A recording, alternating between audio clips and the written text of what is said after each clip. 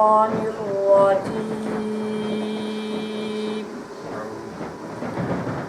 بسم الله الرحمن الرحيم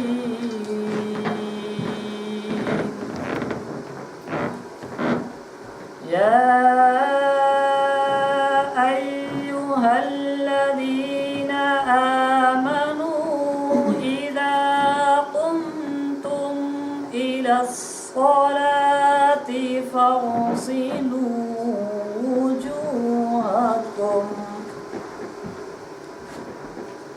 فاغسلوا وجوهكم وأيديكم إلى المرافق وامسحوا برؤوسكم وأرجلكم إلى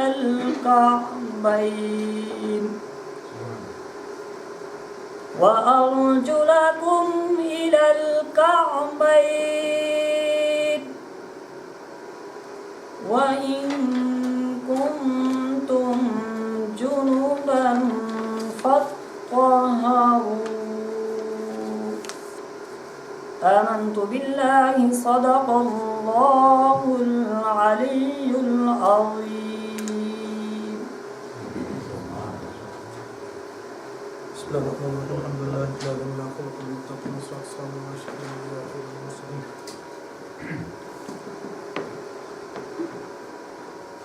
First of all, I would like to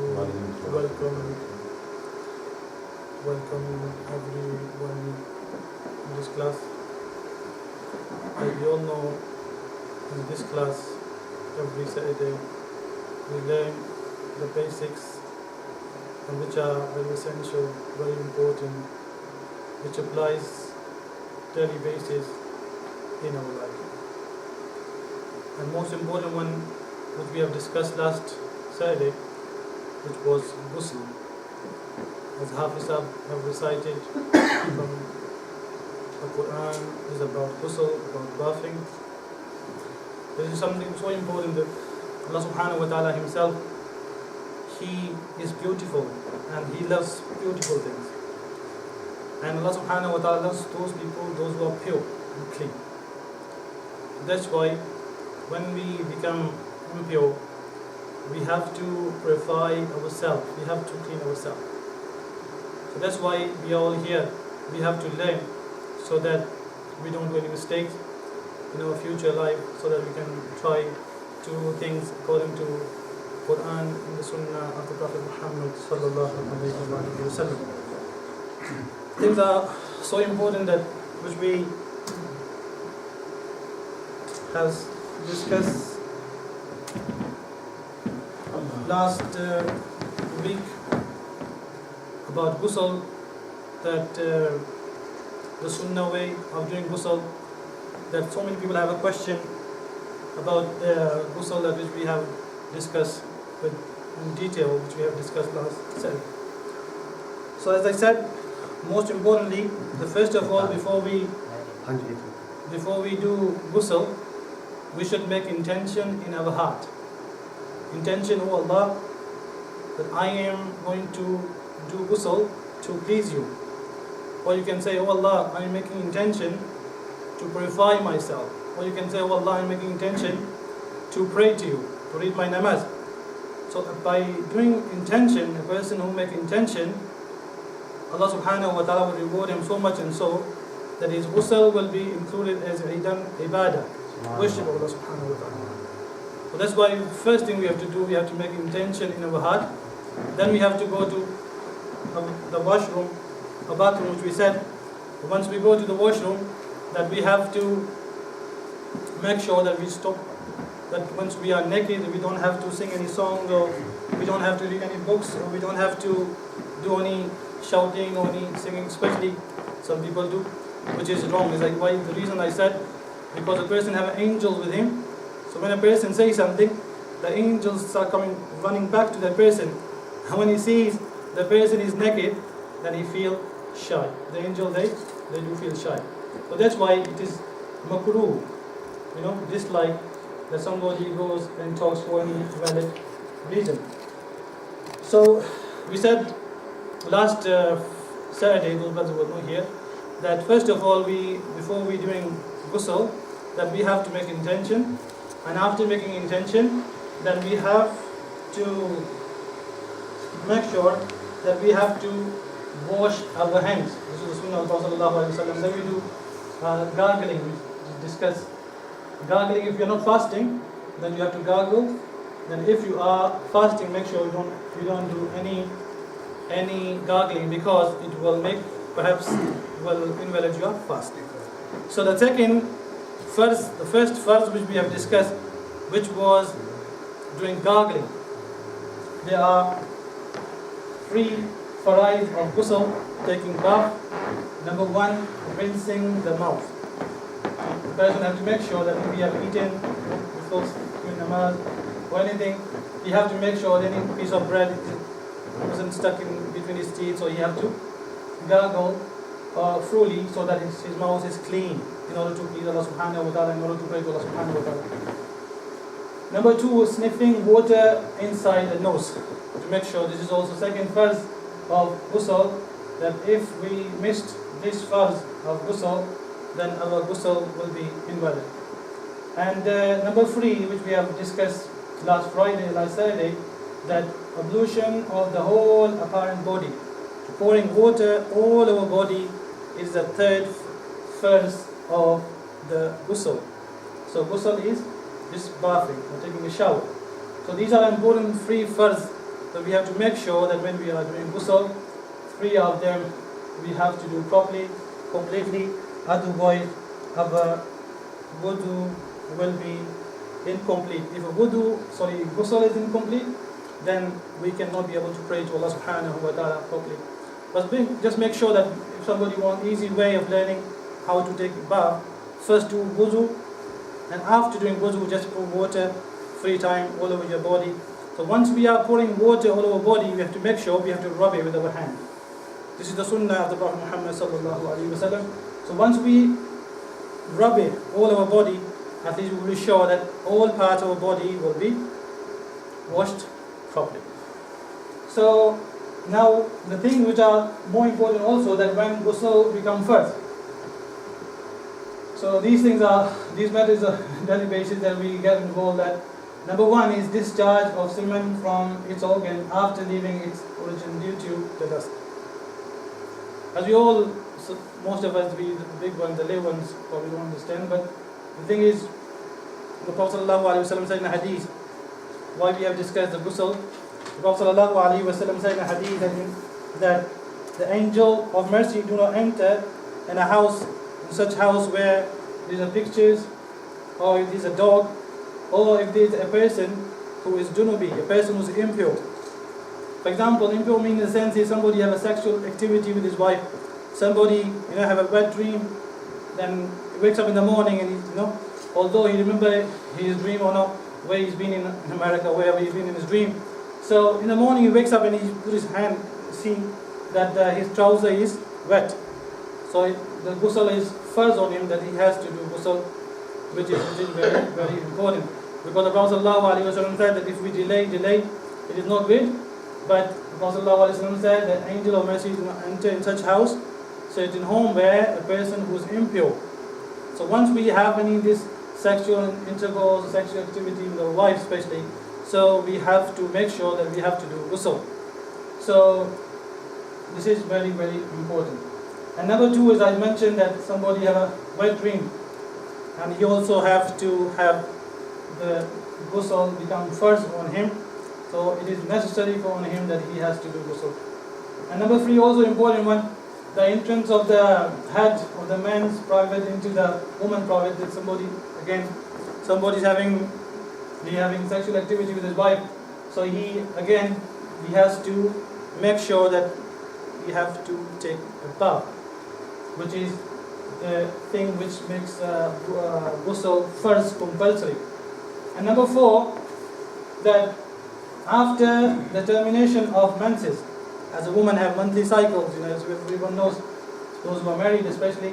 So after the termination of the menses, they have to have ghusl. This is also very, very important.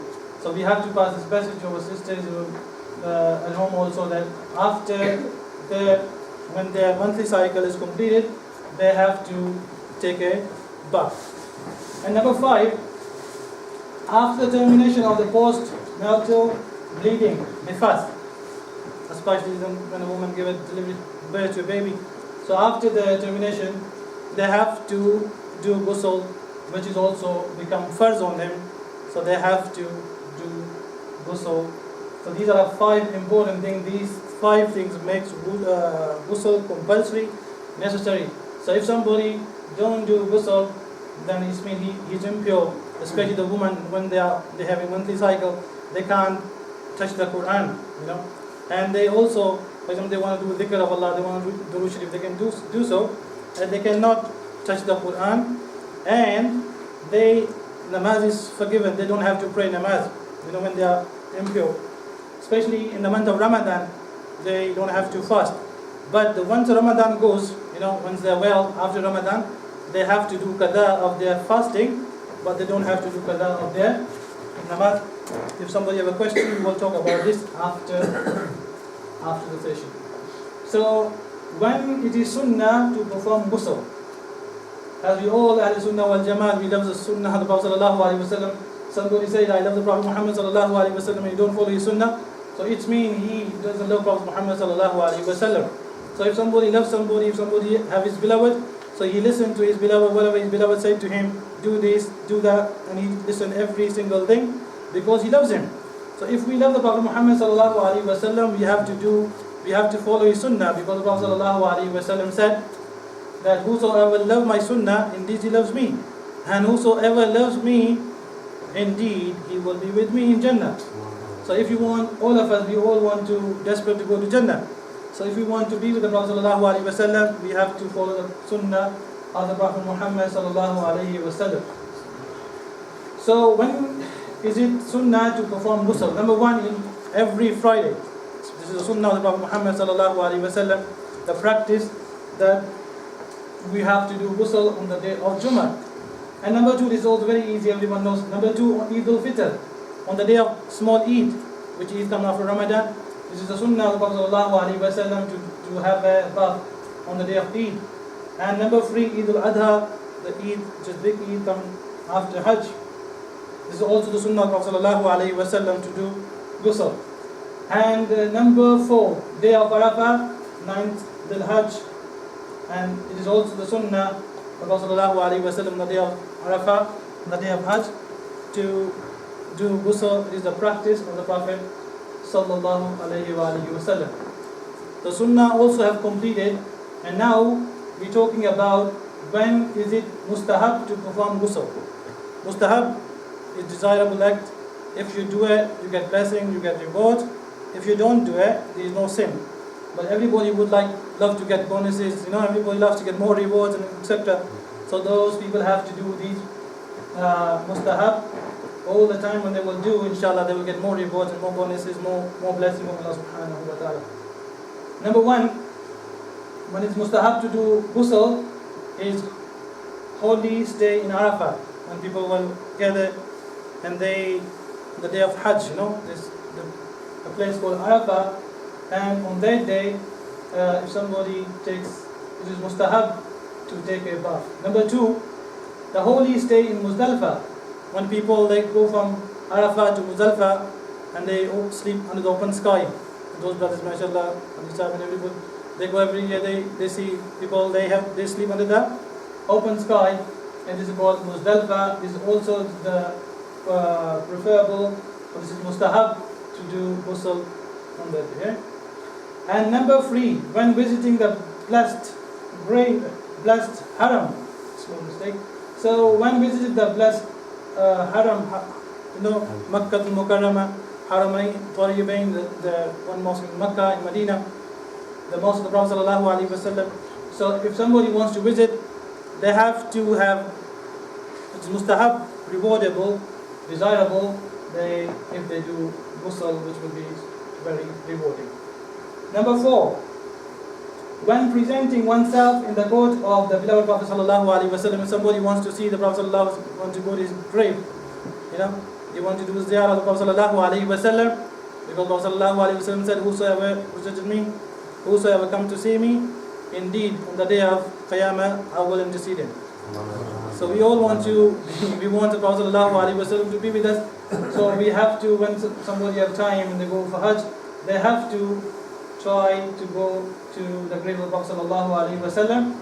It is also mustahab to take a bath before you go to the grave of the Prophet sallallahu alaihi wasallam. Number 5, for tawaf, when the people go around the Kaaba, before anybody wants to go and go around the Kaaba, it is also mustahab.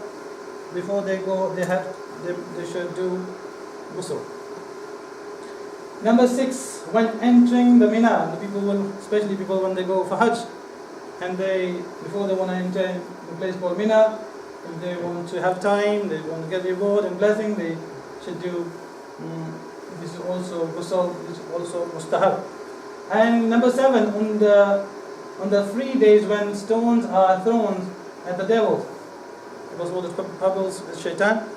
This is also somebody wants to get more reward before they want to go to check the stones on the shaitan, If they want to take a bath, which is also very good. And number 8, Shabbe Barat. As we know, Shabbe Barat is coming tomorrow night. Shabbe Barat means the night of freedom, the night of salvation, which is tomorrow night. So if somebody wants to get rewards and blessings, before you come to the mosque to pray after the sunset, make sure that you try to have a bath, which is rewarding. I'm not saying it's farz, or this is something, if you do it, you get rewards. If you don't do it, you don't get any sin. But if you miss your namaz, then you will get sin. So namaz is so important. So it's farz, we have to do farz, then sunnah, then wajib, then sunnah, then all mustahab. And number 9, Shab-e Qadr. Shab-e Qadr, anyone knows, which is the 27th of Ramadan. So on this, in the month of Ramadan, Allah bless us with this beautiful night, which called Shab-e Qadr, the night of power. And this night is when the Quran was revealed. So in this night, you want to get more blessing, more reward. It is mustahab to have a ghusl as a bath. Then you pray to Allah subhanahu wa ta'ala. And number 10, the night of Arafah. It is also mustahab to have a bath. And number 11, for a milad gathering. When those people of the Prophet Muhammad sallallahu alaihi wasallam, not only by doing milad, but they practice the Prophet sallallahu alaihi wasallam, So it is before they want to get in such a beautiful gathering, blessed gathering, if they have a ghusl, which is mustahab, very rewarding, and they will be blessed by Allah subhanahu wa ta'ala with reward. Because everybody has to become clean when they go to the masjid, which will very, very nice. Number 12, for other auspicious and blessed gathering. If somebody wants to go for nikah ceremony or any of these good ceremony, like good programs like Islamic gathering, if somebody wants to do ghusl, this is also mustahab to do ghusl before they go to a certain Islamic gathering. Number 13, after giving bath to a deceased person, if somebody washed a dead body, so it is mustahab afterwards to take a bath yourself. It is also very important to do so. And number 14, for a madman when he recovers from his madness. This was crazy when he was mad, so Allah blessed him, Allah cured him, then he became good. So then it is mustahab to do ghusl on that point of time, in order to please Allah, in order to thank Allah subhanahu wa ta'ala. Allah, thank you for giving me health, for giving me my recovery from my madness. Number 15, on recovering from unconsciousness. Somebody was unconscious, and when he become conscious, it is mustahab, because probably don't know he have done something, he have probably become impure, So that's why it's mustahab to do ghusl on that point of time. It will be rewarding. Number 16, recovering from a state of intoxication. Somebody was intoxicated, somebody was drugs and all, taking drugs, or somebody was all these circumstances. They have, once they got intoxicated, it's best they must try to do ghusl bath, because they don't know, they might have done something because their body is impure. If they do ghusl, then the thought won't come in their mind that probably my body is dirty or filthy or impure. Number 17. For repentance from a sin. Somebody done something wrong, a sin, major sin, and he say, "Oh Allah, forgive me." Before you do repentance, Allah subhanahu wa ta'ala, he wants to take a bath. Then he goes and make dua to Allah and ask Allah for forgiveness. To do repentance, it is also on that point of time, it is mustahab to do ghusl on this point of time. Number 18, for wearing new clothes. And Allah subhanahu wa ta'ala bless people with, they wear new clothes on that point of time. This is also mustahab. They should try to have a ghusl, which will be very, very rewarding. So on number 19, on returning from long journey. Somebody went for long trip, long journey, Once he returns from he comes back to his house, where he lives, then it is mustahab to do ghusl. It is, you got reward, blessing from Allah subhanahu wa ta'ala if we do ghusl after returning from a long journey. Number 20. On the termination of istihada, woman private bleeding due to illness. It is also, a woman have, after 40 days, I think they have, this termination of istihada, the woman, they have this illness. So if they have ghusl on that point of time, this is also mustahab, this is also rewarding. Number 21. For the salah offer at the occurrence of the solar and lunar eclipse. This is the mustahab to do ghusl on that point of time. And number 22, for salatul istisqa. When there is no rain and the people, Allah subhanahu wa ta'ala not pleased with people, and Allah is upset, Allah is angry, and the people have a prayer, they do that prayer called salatul istisqa. They pray for the rainfall. They ask, "Oh Allah, forgive us, Allah help us, there's so much drought and people are dying, So if they ask for the rain, then Allah subhanahu wa ta'ala, they pray. Before they pray, if they do ghusl, inshallah, with this prayer, Allah will bless them with the rain, and Allah subhanahu wa ta'ala will shower His blessing because of this beautiful prayer. Number 23. In times of fear, extreme darkness and severe storm. When somebody is in time of fear, somebody is scared, or somebody have extreme dark, lost jungle, probably is too much, it's dark, or severe storm is tufan. Like storm comes. We don't live in America, I won't come here in this country. But if somebody having these state like fear, extreme darkness, or severe storms, if you do ghusl, inshallah, you will get reward from Allah subhanahu wa ta'ala. And number 24, I hope this is the last one, and I hope everybody is with me. If body is stained with impurity, but it is not known where the stain actually lies. Sometimes when a person becomes impure, or sometimes something touches our body, and we are not sure where exactly which part of my body is impure. And it's best to do ghusl, because somebody is not satisfied with himself, so many thoughts come in his mind when he's praying namaz. Then sometimes he say, I think my namaz is not valid because I have this impurity on my body. So it's best, it's mustahab to do ghusl on this point of time. So my dear brothers in Islam, this is very, very important about ghusl, that we all have to learn about ghusl. And one thing I forgot to mention, which I have written with myself here, that the Prophet ﷺ said in a hadith, I will finish in 2 minutes, that whosoever gives me the assurance of his tongue and his private part, I will give him the guarantee of Jannah. The Prophet ﷺ knows that you read namaz and I will give you the guarantee of Jannah. The Prophet has given us good news that if you read namaz, you will go to Jannah. But the Prophet is saying, if you give me guarantee of your tongue, you won't misuse your tongue. If you don't misuse your private parts, so private part in the sense is somebody having affair with somebody. Which is I'm talking about out of the marriage. So somebody like do masturbation, in Islam, which is forbidden. And it is Prophet ﷺ said, somebody who masturbates, Prophet ﷺ said, Allah's curse on such person. So So that's why when somebody becomes young, so obviously in this country especially people are hot-blooded anyway. So they can't stay without a woman. They say a woman can't stay without men. So Allah made us like this. So anyway, when somebody is young, the Prophet ﷺ said, oh, the young ones, get married. And if Allah bless you with wealth, if you can able to get married, so do so, because it will protect you from doing bad. Once you get married, inshallah, mashallah, those people, brothers have not married, I hope they're still looking for someone to marry. Allah bless them so that we can get married. So the Prophet, when person get married, his life become beautiful. So that's why Prophet said that you will get married. If you can't marry, then you should fast. Observe fasting, because then fasting will control you. Otherwise, it will be very difficult for a person a young one especially, to stay away without a woman. But if somebody, Allah bless him with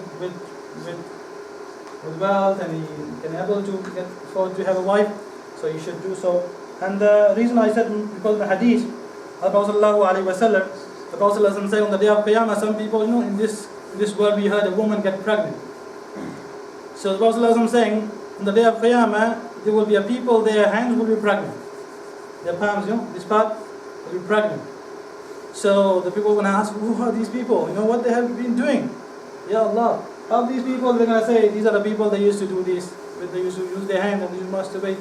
So this is the hadith which also Imam Sunnah also I mentioned in Tawar Isbiya.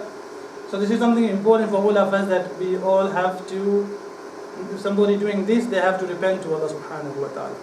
So once we repent to Allah subhanahu wa ta'ala, then we will become beloved of Allah subhanahu wa ta'ala.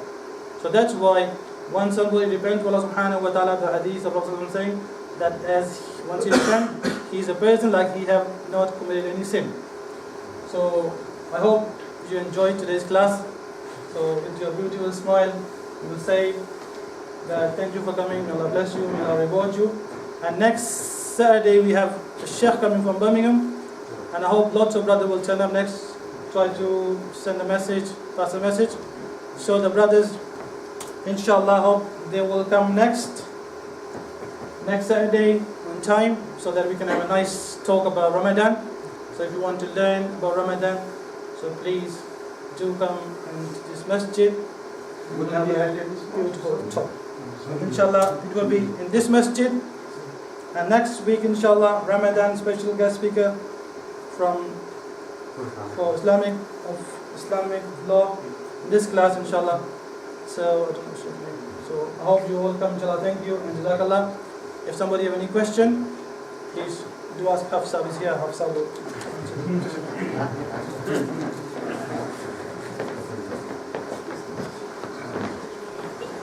Do you know if a dog touches you, so if you're in the street and a dog goes past and touches you, do you have to do ghusl for that? And also in this country, obviously we grow up around non-Muslims, and sometimes you can be walking through the street and you can see them, they're drunk and they'll come and they'll shake your hand or they'll hug you, and you know that it's likely that they've got alcohol on their hands or on their clothes. So if they touch you and they've got alcohol on them, would you need to do your ghusl then? And if a dog touches you, would you need to do ghusl then? For the ghusl, we mentioned these 5 things are important. One, then ghusl become fard. But I don't think so. Sab is here to correct me. But if some dogs, touches somebody, I think only the part where he touch you, just have to wash it, you have to clean it. That's it. But especially if somebody is drunk, coming and touch you and shake hand with you or give you a huggy, some people love to do that. So obviously, if you just want to wash your hands, it's fine. I don't think so. It will a certain time which you see the najasa, impurity is visible. See something is there, so then it's best to try to wash it, but the ghusl doesn't become farz on you. So have some. So the first thing, if I was a dead person on the back, then the dog, his mouth come to the something out, and he will touch it, your clothes or your hand or your body, then must be the wash that part, must be. But not wajib the ghusl, not the farz ghusl, not the sunnah. That's the mustahab. If you have a feeling or you thinking, have something like in the sometime, like the dog have the long hair, and some is wet, when have the shoe and leg or something, and his shaken body, then the wet water come to the your body. Then the mustahab, that time you do the ghusl. And clothes, if you feel your clothes put over there the something, then must be the change. Clothes, like that. And the other thing, I think, I don't know, maybe we are in mistake. The ghusl, the fourth thing, first is the fard, second is the wajib. I think the wajib, maybe they mention or not yet. Or wajib ghusl, like in the some people that die, the dead body, there must be the his ghusl, that's the wajib upon the alive people. There must be people, his duty to wash that body. Bismillah ar-Rahman ar-Rahim. I'm very sorry to say that there is a mention actually in the Islamic fiqh book, Islamic jurisprudence book, for the ghusl wajib and the fard, two terminology used. One is fard and other is wajib. And sometimes it happens that fard is used in the wajib meanings and sometimes wajib is fard meaning. So it is meaning fard and the wajib both are the compulsory. So the reason which were mentioned by there on the slide, so it is mentioned the fard. So fard and wajib, there is the same thing. There is no difference between, in this sense, in this terminology, in the terminology of the ghusl, the fard and the wajib both are same. Any other questions? Yeah, it's regarding to the previous question, like when we use alcoholic perfumes, it's also good when we don't know it's the alcohol in that perfume and we put on our clothes before going to come in the mosque. Is that alright to use that perfumes? Actually, the perfume which we use mostly as a particularly the spray one, the sign is that if how we know that it is inside is cold or not. The sign is if you put on the hand, for example. So if you feel in the beginning cool, and then it's separating on your hand, and then after a few seconds it's gone. Just it is a smell is remaining, but there is no wet and no drops of that spray. That it means it has it contains the alcohol. It is not allowed. We are not allowed to do perfume, use this perfume and come in for the namaz and for clothes, and we are not allowed to use this. So sign is that when it having a alcohol, so it is the sign is that it become if you put on the hand, for example, on the body, so you will feel in the beginning very cool, and then after a few seconds it will dry out itself. So if it has a content like that, then we can't use. And if there is a ether, like a ether, the pure perfume, which has no alcohol, then it's a sunnah and it is preferable. But in this country, sorry, whenever I try to obtain non-alcoholic perfume, and it is very, very, very, very difficult. You may find one out of maybe a couple of hundreds, 500 to 1 maybe. Because I asked someone, he said, well look, I want to be honest with you. He said, I tried and I can't find any. But we want to make sure, it does give you the ingredient on it, the percentage of alcohol. But we didn't know myself, I used it myself. But now since the last few months, I mean, it's okay, I'm admitting it, I didn't know. Go on, Dr. Go on. What about when we're working, we have alcohol hand wash. Do we have to compulsory use it to wash our hands every time we see patients, or we see, it's what they use. What do we do then? Because that is, I think that is, they call it alcohol hand wash. Yeah. I think it's allowed because it is we are using that alcohol for washing for it as a medicine. Because if you will not wash with that, so some gel will remain on your body which will harm your body next time. Okay? So because of this, but after that you should wash, when you finish your job, after that you should wash with the soap and anything else. So it's better. Because the other thing is like you said, there's different terminologies for different words. There's alcohol meaning alcohol which you drink and get drunk with, and and there's alcohol as in the chemical terminology alcohol, which you can't drink. It would kill you. It's not alcohol like Yeah. sharab, it's alcohol as in the chemical name of the Yeah. alcohol. So that's why I was just thinking that maybe that alcohol hand wash is Yeah. the chemical Yeah, it is a word chemical. alcohol. As I told you that rather it is you are using as a medicine, that it will, if you will not use that one, so the germ will remain on your body, which will be harm. So, and that alcohol which we for the drinking, it is something totally different. Wouldn't the alcohol in the deodorant or the spray be like a medical alcohol? It's going to be a chemistry alcohol, maybe not the alcohol as in No, it's not that. No? Inshallah, when the drinking topic will come, so we will explain clearly, inshallah. Of course, they can make more research on that. But very difficult to get alcohol.